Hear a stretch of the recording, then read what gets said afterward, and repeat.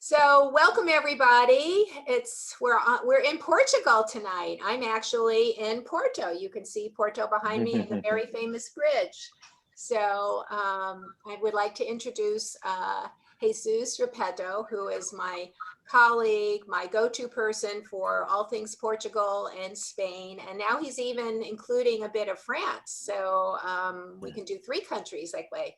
So Jesus is just very knowledgeable. For those of you that were with us last year for Spain, Jesus was the one that did Spain for us. So he's back for Portugal. So Jesus, take us to Portugal. Awesome. Well, thank you everybody for joining us. Oh, I hope to wanted just take in one a more good, thing. Jesus is with yes. Titanium Tours. I should have said that. Oh, It it's was okay. No also worries. going, We're here for hopefully, you. going to be, he was in the process of becoming a virtuoso DMC, which is also very exciting. All right, but let me share my screen with you guys. 1 second. Can you see the Yes, slide? yes, yes. Okay, excellent. So, Portugal is a very beautiful, very colorful, like this picture of Porto here, and also a very affordable destination. And move. I'm sorry. Um, with a lot to see. So when you travel around the different towns in Portugal, I always feel like you're transported to another era. It's very unique in like its architecture, like always with really neat, colorful houses as you'll see throughout the presentation, and also its traditions and its food. I always say, when you go to a destination, the food and the music and the festivals, they give you a better sense of the country and what it's all about, right? So in Spain and Portugal, I grew up in southern Spain. Food is a big center of our culture.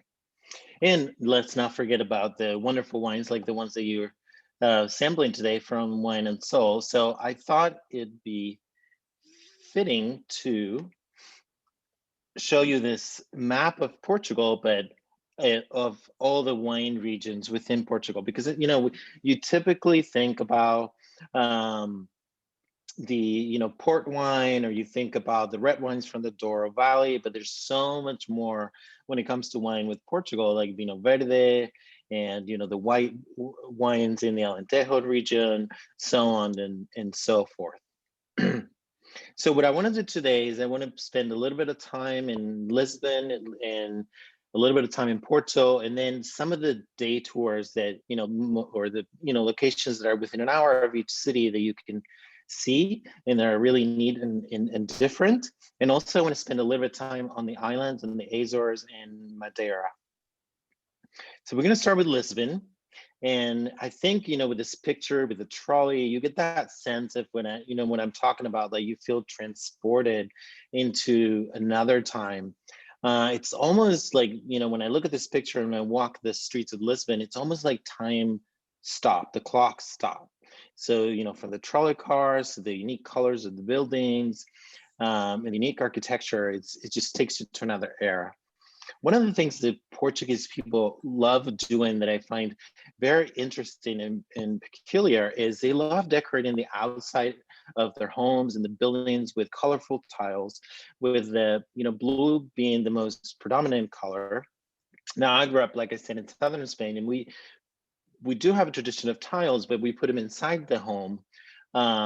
So to me, it's always been really neat to see like how the buildings just come alive when you see them. But they have all kinds of different designs, even though most of them, like I said, blue is a very typical color. And a lot of these tiles are hand painted even today. And one of the fun things to do in Lisbon or Porto is do a tile painting workshop where you can try your hand and paint in a tile and take it home with you. So Lisbon's a very open city. It's with the riverfront. It's not far from downtown, and it's again very walkable and very colorful. And I want to show you some of the day trips that you can take from Lisbon.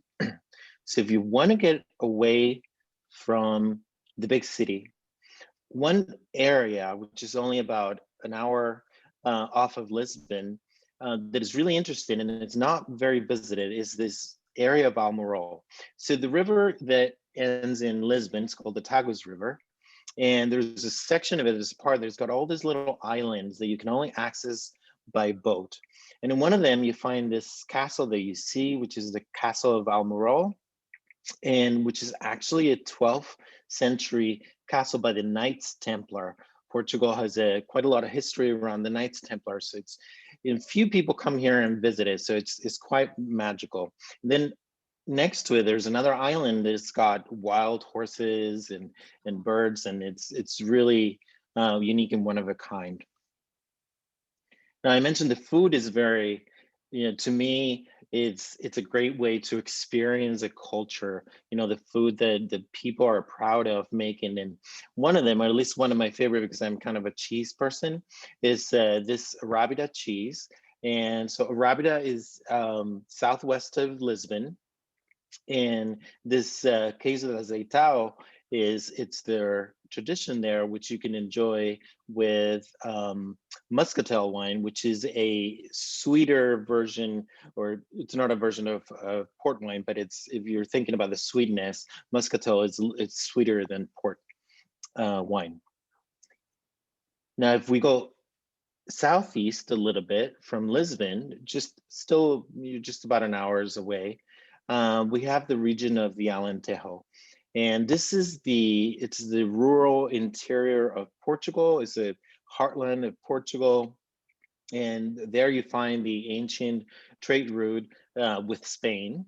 And in it, you find I have a picture here of cork trees, because you probably didn't know that more than half of the cork consumed in the entire world gets produced here in this region of Portugal. Another really cool town is this town of Obidos, and it's about an hour's drive. It's a medieval town. So this was a gift from King Denis of Portugal in the 13th century to his bride. Now, Sandy knows I am a newlywed. I got married in August, and I got my bride, a very nice ring. But giving your bride a whole town, that's I feel like I got outdone by this king. But anyway, so this is a really cool little town, and with cobblestone streets, whitewashed buildings, with very bright trimmed homes, and it also has a medieval castle. So it's Cascais is another. it's something like equivalent like the white towns in Spain, right? With all the It white is. So the difference would, right, yeah. So it's similar, but the difference would be like the white towns in Spain are white. They're completely white. So here they do, because the Portuguese love, color so much in their buildings. They have really, you can't really appreciate it. You see some of the yellow and some of the blue trim on the buildings. So that would be the only difference, yes. Another really cool town around it, this is a Cascais, and it used to be the premier destination for the Portuguese nobility, and it has an illustrious, heritage with, wonderful, beautiful, luxurious buildings, and that you can see throughout town. But it has adapted sustainably to, the needs of the modern day traveler. So it's a good, place to go for a little relaxation and enjoying the beach and the breeze.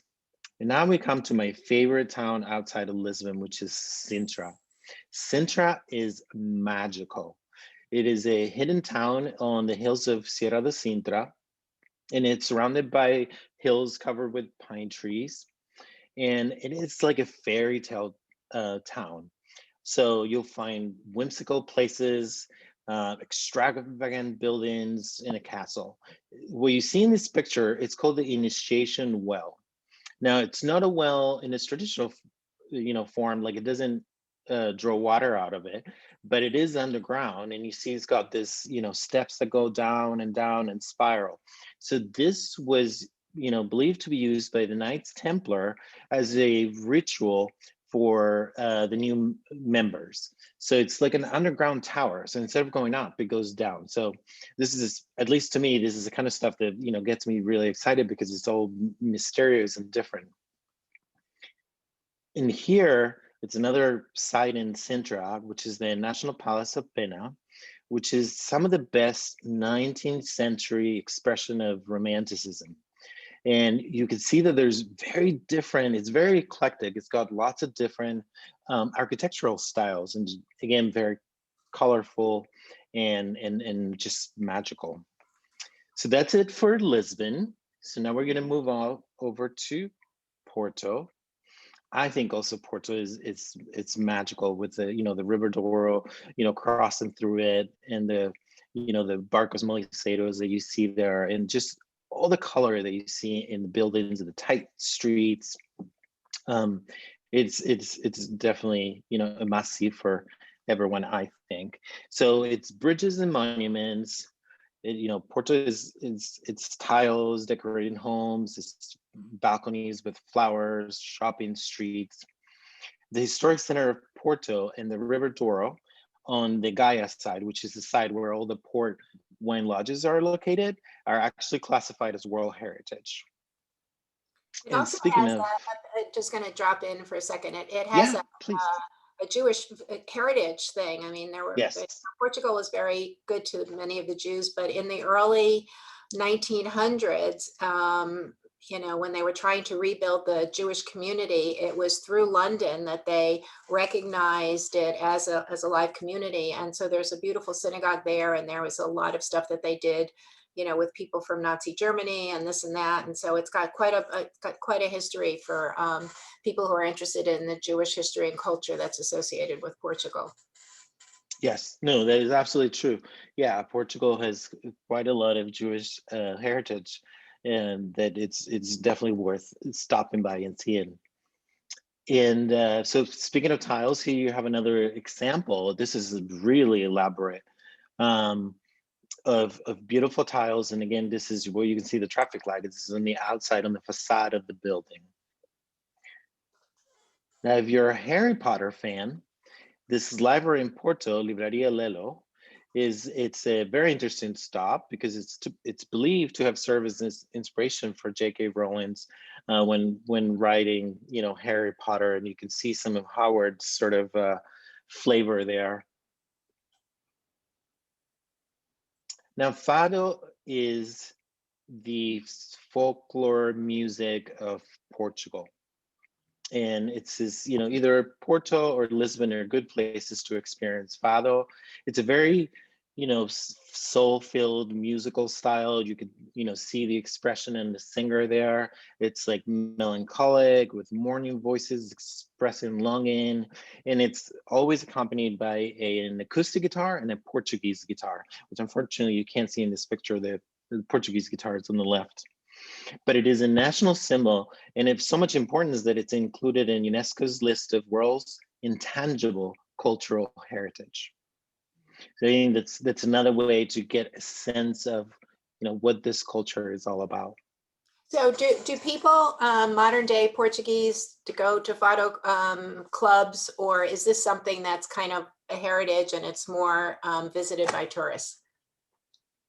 No, they do. They do. It is. They do go to fado performances, um, and think like everything. There's the touristy version, and then there's the authentic version. But think of like flamenco is to Spain, fado is to Portugal. Mhm. So it is very much part of But there are the local culture. places that we could go to and Yeah, not necessarily have the big show with the tourist dinner. Great. exactly, exactly. And then, back to the food and Porto. So the Porto rolls are very famous, and it's fun to go to a workshop and, learn how to make them. So these are codfish, fried cakes, and they are, in my opinion, delicious. And I do have another picture of food here because it's really important to talk for a minute about bacalhau, or cod, or the salted cod that I think somebody bought and prepared for tonight. So the Portuguese say there are 365 ways to prepare cod. This is how much they love cod. Zucchini. So, so anytime I'm in Portugal, I go straight for the cod because they're so good. I mean, you can have it 365 different ways. Wow. So So this is why we selected, you know, bacalhau recipe for you for today, because you can't understand, you know, Portuguese culture without having the taste of bacalhau. So hope you're enjoying it with a glass of red wine, not white wine, even though it's fish, because of the saltiness and the brininess of the you know, the dish. It pairs better with red. And this is my other favorite town. So out of Lisbon, it was Sintra, and out of Porto is Aveiro. Aveiro is this really neat town that it's on the coast of Portugal, south of Porto, and it's crisscrossed with canals that are navigated by this very colorful boats that look a little bit like gondolas. They're called barcos moliceiros, which are traditionally used to harvest seaweed. So it is, as you can imagine, called the Venice of Portugal, but it's also typical, and you can see it in the background, for the Art Nouveau architecture. So if you like architecture, Aveiro is really, really cool. Beautiful. And then moving on to, of course, the Douro Valley. And, you know, here you have a fully navigable river where you can, you know, experience sailing in this, you know, along this steep hills that are covered in vineyards, and discovering different states where they produce different types of wine, like, you know, wine and soul are there.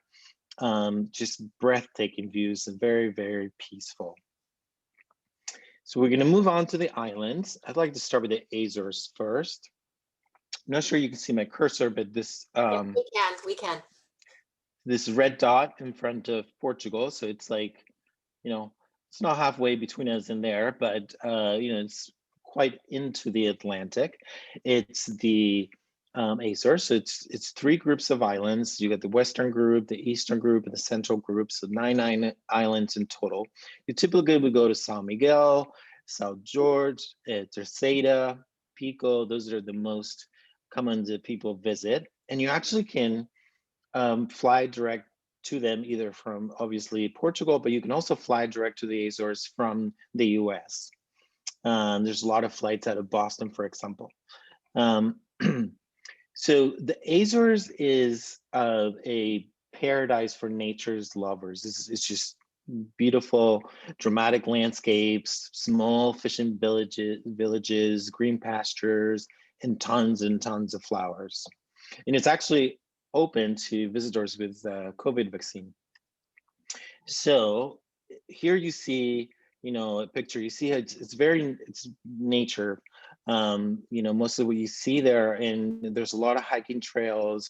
It's a volcanic origin. So here, what you could see is two calderas from the, you know, the cones from the volcanoes that are, you know, filled with water. So there's lots of hiking trails for novices and experts alike. This is in particular is called the Sete Cidades, and where you can see this several volcanic lakes around the hiking path. And one of it's they're called the Green and the Blue Lakes. We, according to legend, were formed from the tears of a shepherd and a princess who shared a forbidden love. Here in San Miguel, which was one of the islands in the eastern part, you see again, you know, you see like all the trails are, you know, nicely, this is not for hardcore adventure people, like anyone can enjoy it, but it's so lush, and, you know, you see the flowers, it's very tropical sort of feeling, and beautiful. And as far as the towns, again, they're very, very colorful. So this is a view of Pedreira, which is a small village in the northeast region of San Miguel. And it's, you know, typical, you know, I've been saying it's typical of the Portuguese to have so many colorful houses, which contrast with the lush green landscape. And then we're going to move on to Madeira. So Madeira is right on top of the Canary Islands, so right west of Morocco in Africa, as you can see right here. And so you've got mainly the island of Madeira and Porto Santo that can be visited. And also very nature oriented, lots of natural beauty, but it's got more of the, you know, villages that you can visit as well. And again, the exotic colors of the flowers that, you know, stand out from the sea. This is one of my favorite places in Madeira, which is the village of Santana. and it's got this 100 of this thatch room homes, which they're small rural homes that were inhabited by the farmers during the settlement of the island. And they're surrounded by waterfalls and this cobblestone streets, lots of flowers and ravines, and it's definitely really unique. I'm going to show you another picture of a village, there between the cliffs of the island. And again, that contrast, what calls my attention is that contrast of the colorful homes with the lush, greenery plus the flowers and stuff. And also Madeira is also open to people with a vaccine. And it's permanent springtime. So you can go there any time of the year. Here you see what the waters look like, which is complete, crystal clear turquoise waters, again, creating a, beautiful picture here between the fishermen's boats and the homes and the lush greenery. It's really gorgeous. So that was a little bit of a quick overview of virtual tour of Portugal. I hope you've enjoyed imagining yourselves either in a busy street of Porto or traveling to whimsical fairy tale land of Sintra, or maybe imagine yourself in one of those, gondola-like barcos moliceiros in Aveiro, and enjoying some of the, fado and of course the bacalhau and some of the wines, or maybe enjoying nature in Madeira or the Azores. So that's it. If someone is in Lisbon, how long of a flight is it to one of the islands, to either Madeira or the Azores? To the Azores is just excuse me, it's just an hour. Okay. To the Madeira is like 2.5. Okay. If you stop sharing your screen, then we can open it up to questions. Yes, of course. Everybody. There we go. So if you have any questions about Portugal for Jesus, feel free, unmic yourself, and happy to have anybody if they have any questions. I had bacalhau on Saturday night at Casa Uma. It was wonderful. So how did I do, Luis? Did I do honor and justice to your country? 2 thumbs up. All right. All right. I'm just the next door neighbor, so I know Portugal very well, but obviously not a native like you. Can you describe your favorite place to visit on the coast? Portugal has a huge coast. Yeah, so it depends on what you want to do, right? So if you want to just, I skipped the Algarve area on the south because that is, it's typically more of a British destination, tourist destination. They just want to play golf and lay on the beach. If that's what you're looking for, the Algarve is great. But if you're looking more for a combination of city than Cascais, of a town with sort of an authentic feel, and you want to mix the culture with the relaxation, then Cascais would be it. Jesus, you had said that Madeira is pretty much tropical year-round. When is a good time to go to the Azores, and when is a good time to go to Cascais? So to Cascais, I would go in May, June, July. I skip August. The whole Iberian Peninsula gets too hot in August, September, and in the beginning of October. So now Azores it's a mild climate all year round too. So you're good there. I mean, I would avoid winter, but other than that, you're good. Thank you. How about places to stay on the islands? I'm sorry? Places to stay in the Azores and Madeira. There are hotels. So for example, in Azores, resorts are not allowed. So they're all smaller boutique-like hotels in the lake. Nice. And if you haven't been to Portugal, Lisbon is kind of a twin sister to San Francisco. I mean, they even have a Golden Gate Bridge painted the same color.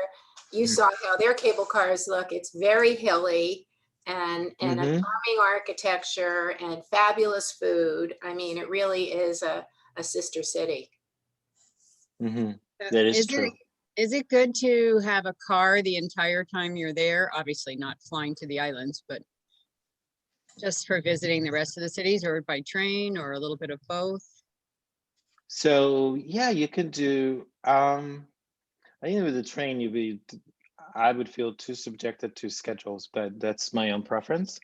But yes, you can drive in and out, or you can, break it up and stay a couple of days in Lisbon, and stay a couple of days in Sintra, and then that way you're out of the city, and driving in and out, it's easier, So we Europeans like to drive very different than in America. We're a little crazy on the road. How is the signage? So, I mean, if you don't read or understand Portuguese, how is it getting around, driving it's around? all symbols. So the signage is standard across Europe. So it's all the same symbols. So you just guess it. It's easy. And distances aren't that far, so you could manage. No, everything's an hour. I would just, just my own concern is because I know how we drive. Driving inside Lisbon, I don't know if it's, Yeah, well, maybe it's one of it's those. up to people's. You arrive in Lisbon, you do Lisbon for a few days, and then you start wandering through the countryside and, come back. So do you arrange self-drives, Jesus? I do. Okay. Absolutely. Yes. Yes. We're here to make people happy. Whatever you need. Let's do that. I mean, I've had clients that have come back just raving from their experience that we did with Jesus. Other questions?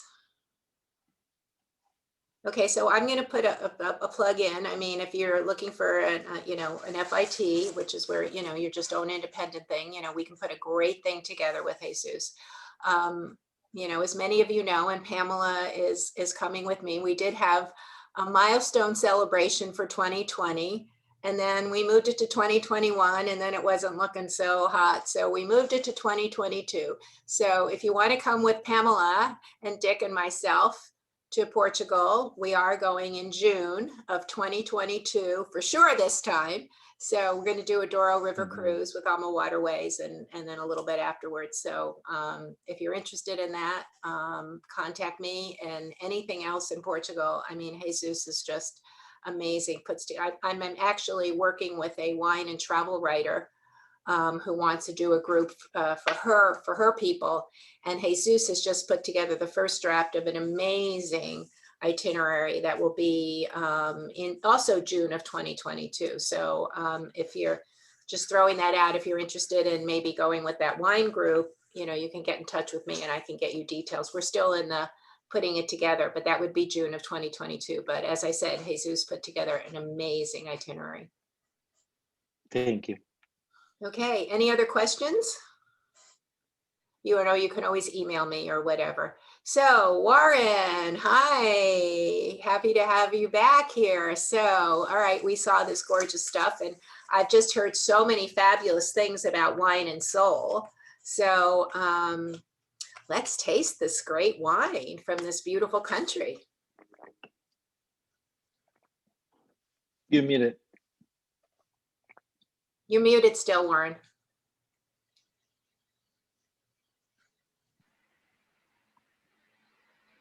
There we go. Okay.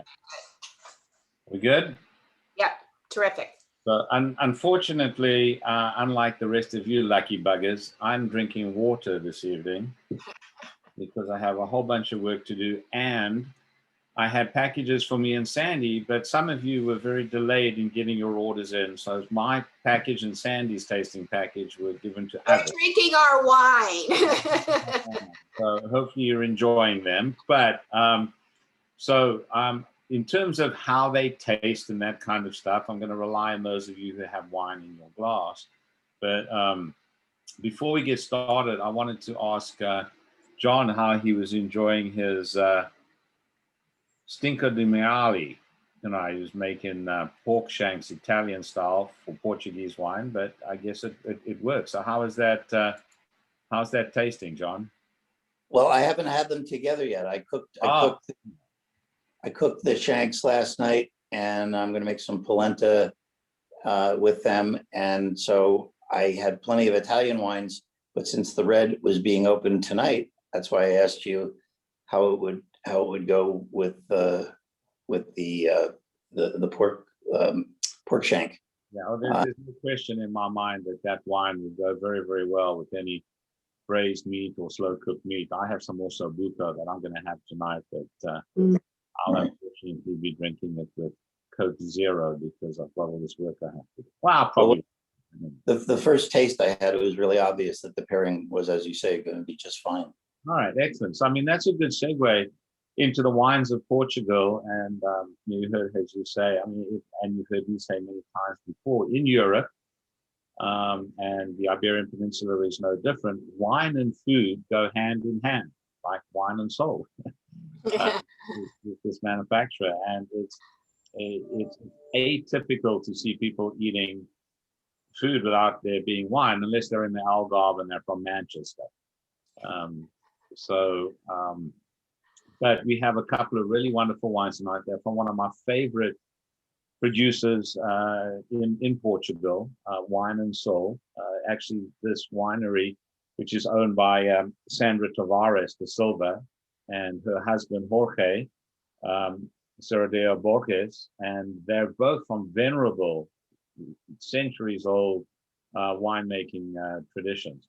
There was a bit of a hiatus, particularly in the Douro, with wine growing at the turn of the last century and during the wars. But in the last 50, 60, 70 years, it's really been resurrected, and they've reclaimed a lot of very overgrown, old growth, old vines and things. And you probably saw some of the photos earlier of how steep those vines are in the Douro. Those of you who remember us when we first went to Portugal, these wines are all hand harvested. You can't put a John Deere tractor on those hills. Intense labor of love. Sandra and her husband bought this land, and they went in there with the weed whacker, chopping down all of the overgrown brush to get back to these original vines that are decades, if not more than a century old, and rebuilt, the terraces, and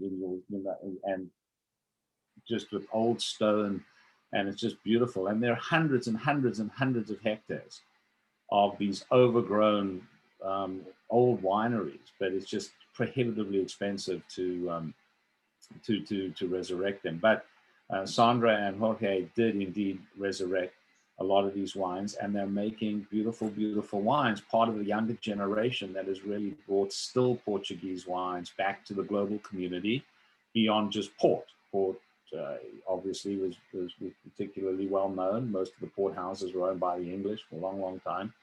But now, Wine and Soul, and they own another winery called Chocapalia, which is also absolutely fantastic. These wines are all more accessible than those. And they, a lot of the wines are foot trodden. If I'm not mistaken, I think the character is a foot trodden wine. And you can actually go there and pay to go to Portugal, pay to stay in a hotel, and go and crush grapes with your feet. Nothing like paying to work. And of course, it's better not to wash your feet before you go in, because the dirtier your feet, the more toe jam, the more robust the flavor in the wine. Just kidding. You can wash your feet if you want to, but it's not required. Anyway, the Guru is the white wine, and what's amazing about these wines is they're from varietals that none of us have ever even heard of. This is a blend of a handful of native varietals.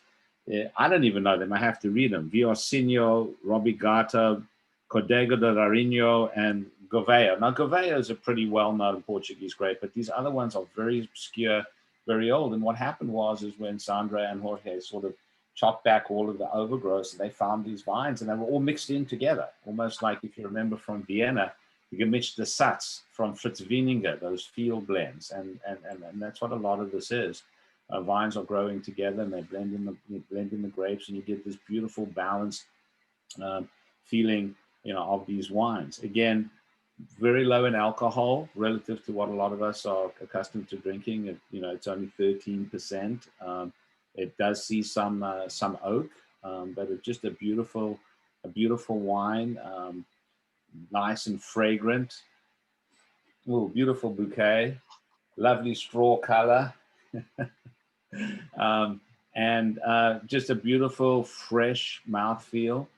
Goes obviously very well if you're on the Portuguese coast. There's or on the rivers, a great wine with seafood and shellfish, or even just to quaff with anything, fishes and pork and stuff like that. But just, I think, a lovely, elegant wine. Probably got some citrus notes in it. You can put Meyer lemon or grapefruit or something like that. And Ginger's saying it's going great with the bacalao and the ceviche. Yeah, no, I think it would work very, very well with that. Because it's a wine that's got great acid, so it would cut through the saltiness, of that. I think just a lovely, lovely wine. Almost Chablis-like in its acidity and its minerality. Well, I'd be interested, Ginger, to find out what you think about the white versus the red, because Jesus said that the Salcott is very good with the red, and you said it worked well with the white. So I'd be interested to see what you think about whether you prefer the white or the red with it. Well, it's counterintuitive for most of us to think about drinking a red wine with a salty fish. But you've heard me say this before. Just because it's fish or just because it's beef doesn't mean you can't drink white or red or rosé mixed up with each other. It's really the flavor profiles of the food. And actually up in the Veneto, they have bacala as well. It's a delicacy up there as well, and they'll drink that with red wine too. Again, it becomes a personal preference. I've not had this particular wine with some salt cod. It'll certainly be interesting to try, but the beauty of this wine is it's got deep, ripe, black fruit characteristics to it. Sort of very jammy. You're probably tasting like dried plums and stuff like that. So these grapes. This one, if I'm not mistaken, there's probably a bunch of Touriga in this one as well. I'm trying to see. I can't remember exactly what grape. Oh yeah, Touriga Franco, Tinta Roriz, and Touriga Nacional, which is the traditional 3-grape blend in most of the Meritage in Portugal. And those wines have, as I said, great dark, deep fruit. They tend to be sweeter than, say, Cabernet Sauvignon or Shiraz, which are more peppery. So it makes sense that this grape and a slightly sweeter red wine would go with that dish. I'll have to come out to Porto one of these days and try that combination. So, but this is, again, the wine is called character because they feel it reflects the essence of the land. It's those 3 traditional grape varietals, primarily, but it's also because it's a field blend as well. I think they can have up to 30 different grapes can sometimes go into this blend because there's a vine here and a vine there, and it all comes together. And it's aged for 18 months in new oak. So a wine of this quality and with this much time and aging and care and foot trod and all of that kind of stuff, to be able to access a wine like this for it's a relatively modestly priced wine. I'd be shocked if it was more than $30 or $40. I can't remember exactly, but Suzanne made a comment that that went really well with the shrimp dish as well. Yeah, I mean, I think for the same reason, right? It's got that sweetness to it. It's got great acid. It's got great minerality. I think just a beautiful, beautiful wine, and also that oak. The oak barrels for 18 months gives it a little bit of warmth, a little bit of voluptuousness, some viscosity, some of those vanilla notes, wood influence. So I could see how it would work well with that. I think we should get a little group get together and go to Casa Uma and bring the red and the white from Wine and Soul. And then we can decide how we think it goes with the bacalao. Yeah. Who's in? All right. That's a great idea. I'm going to do that. And we'll order some wine from Warren and we'll all go and we'll do it. I think it'll be fun. And there always seems to be lots of food left over at Ginger's house. Yeah, well, that's something else we'll do too. With, it's not either or. We can do both. More is better. Yeah, absolutely. Nothing succeeds like excess. Listen, we're 60 to 70% vaccinated. I think it's okay to start getting together a little bit in person and do some of these things. Well, I'm back. Who's not? Who's? I mean, everyone's vaccinated, right? Who's not vaccinated? Let's. Time David, to you're not go. vaccinated? Oh, well, we'll just put a mask on you. That's all. Yeah, but if everyone's vaccinated, say for one person, that person's completely safe. Because, yeah, right. Exactly. He's vaccinated. This is the first time we got together with Ginger. We were maskless. I know, isn't it wonderful? I mean, I've been to dinner parties. It's amazing. Some people I haven't seen in a year, and you can hug and kiss people. It's like, oh my God, it's like the real world again. Almost there. Almost. Almost, but it's a lot better than a year ago today. For sure. Mm. So Lee and Luis, are you going to fly out to go to Casa Uma with us? so those of you who have the wine, what do you think of it in terms of flavor? I understand. Love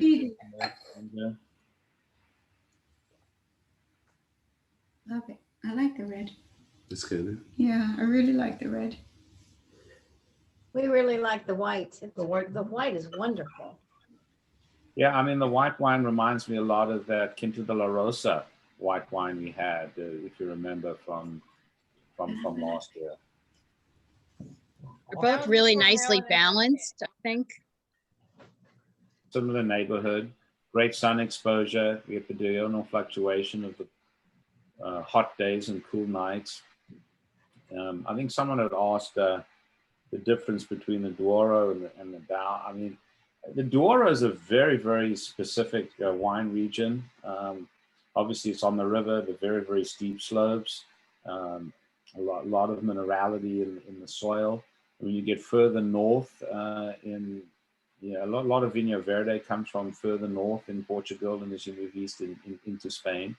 But as you get sort of further south, it gets and along the coast, the soil changes a little bit. The wine character is different. But Portugal is not a huge country, and the wines tend to reflect the intimacy of the geography. You're generally west of the mountains, and you just get these beautiful, fresh, very warm wines. You get the marine influence, particularly on the wines on the coast, get a little bit more of a marine influence, just like Sonoma wines tend to be a little crispier than Napa wines because of the cooler breezes. A similar thing happens in Portugal. The wines up in the north here are very, very similar to the wines, just across into Spain. I mean, the grapes don't know that someone put a line in the map and said, on this side of the line, you have to speak Portuguese, and on this side of the line, you have to speak Spanish. The grapes speak a universal language. So frankly, a lot of people think that, these wines are not too dissimilar from wines that you would find in Ribera do Duero, for example. Ribera Duero, it's just a different spelling of basically the same place. Corey, can you talk a little bit about the Vinho Verde? I mean, I don't really know much or anything about it. Vinho Verde is sort of it's just a very standard, more of a pedestrian grape. It's made in a lot of stuff. It's a relatively inexpensive wine. There are more and more winemakers now making single vineyard and single varietal Vinho Verde. They tend to be, it tends to be a little bit more vegetal in its flavors than this one, less floral, more Sauvignon Blanc-like than say Chardonnay-like. But very, very popular wines. And, in fact, in some cases, Vinho Verde, when on the sweeter side, can be like that Chocolina we had from northern Spain. And so some Vinho Verdes can have a little bit of effervescence to them as well. Lovely, refreshing wines. They don't tend to be multidimensional and have secondary and tertiary characteristics, but for what it is, it's just a very, a very pleasant quaffing wine. But this Guru and other wines from, Wine and Soul, or like the Quinta de la Rosa white wine that we have, and some of the other more elevated ones with these older varietals, the more intricate blends, the more sophisticated winemaking techniques and care and passion and love that some of these new winemakers are bringing to it. It's tend to really elevate the quality of the wine. And Portuguese wines are among the greatest values of all wines in the world. I mean, phenomenal quality and very reasonably priced. And you can spend a lot of money on a bottle of Portuguese wine. I know Wine and Soul and Chocopalia, they make $150 bottles of wine as well, and $200 bottles of wine as well, and they're extraordinary, world class. But there's no need to be extravagant with Portuguese wines. They're just absolutely among the best wine values in the whole world. Well, the wine trip the wine group that Jesus and I are working on for a client of mine in next June, one of the places that they're visiting is Wine and Soul, and they're also going to go to a Vino Verde winery. So just saying. Well, Jesus, do you know Sandra and Jorge? I don't know them. No, personally, I don't. I don't know them personally, but we arranged it. All right. Well, just Sandy, let's you and I follow up, because let's make sure that when you do that, that I've at least, called Sandra or sent her an email. That would be fabulous. That would be fabulous. That would be really. And then, of course, if they go there and they like the wines, don't buy them there and slip them home. Why take them home? They can order them from you. Exactly. Warren, before you joined us, when you were having your little bit of computer issue, I mean, I was talking about the last time when we learned about Porto Tonica and the white port and how wonderful that was, and got that from you. And actually I need to get more, but that's a great summer drink, and we're going into the summer. Yeah, Porto Tonica is a terrific drink. I like it mix it in with a little, I get this elderflower tonic from Jack Rudy. And I make my tonic water from that elderflower tonic instead of like the Schweppes, and even Fever Tree, that stuff. So I mix Jack Rudy tonic with the club soda, not club soda, seltzer. I'll do it in my your soda stream. Soda stream, and then mix it in with some white port, and then you can garnish it however you like. Right. You can put in a piece of citrus, you can put in some rosemary, anything like that. It's a Porto Tonica is a lovely drink. It's the Portuguese Aperol Spritz, but it's not an aperitif in the sense that like those Italian ones that are really bitter, like Campari or Aperol or those. It's a little sweeter than that, which is really lovely. And just to put it on ice and drink it, it's great. It was great, really, really great. Lee gives it thumb up there. Okay, any other questions for Jesus or Warren, or anything you want to say about the wine or whatever? Just feel free to unmute and jump in. Warren, this is John. Are they I'm assuming they're going Albarino. Is it called something different, and where would you find it there? Oh, you'll find Albarino. I think it's mostly in the north, if I'm not mistaken. I can't remember my map, but Albarino is found, mostly across the northern part of Portugal. And because it's such a popular grape, like Chardonnay, it's sort of the signature white grape. It's found pretty much ubiquitously across Portugal now because it's become a cash crop. But there's some beautiful, beautiful Albarino. I mean, again, from Portugal, from top to bottom is I think from Porto to Lisbon is a 2.5 hour train ride or something like that.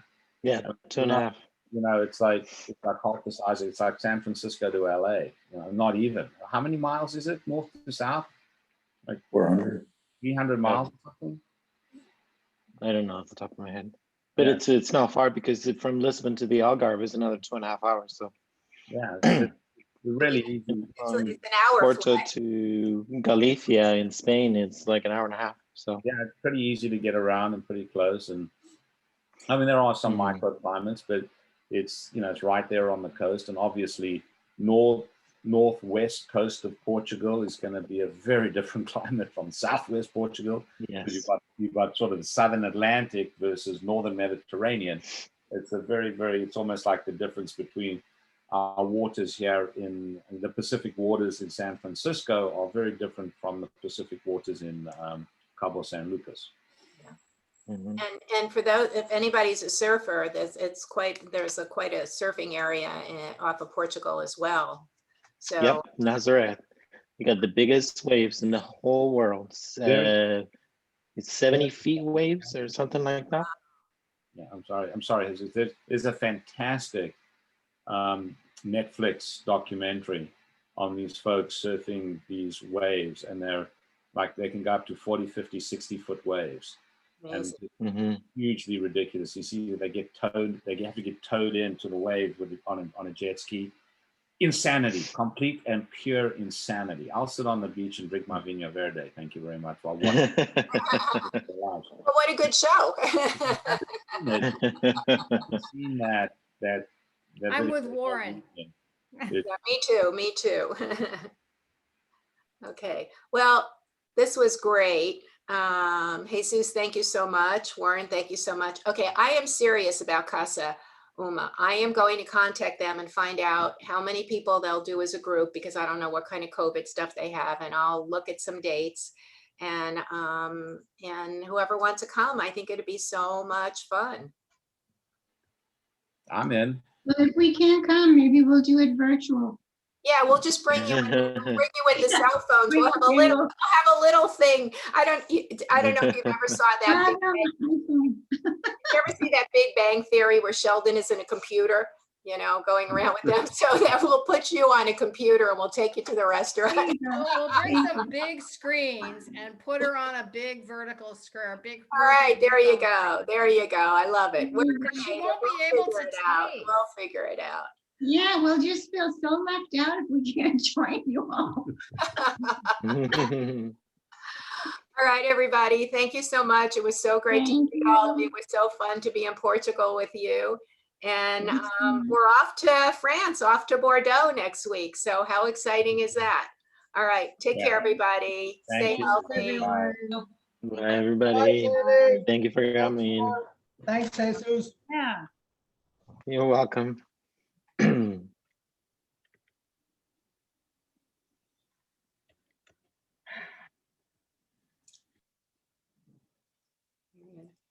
Goodbye.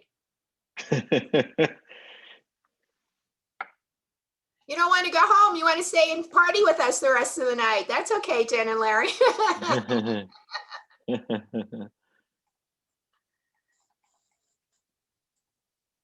That was great. Yeah, that was really good. Thank you. I think people were really excited.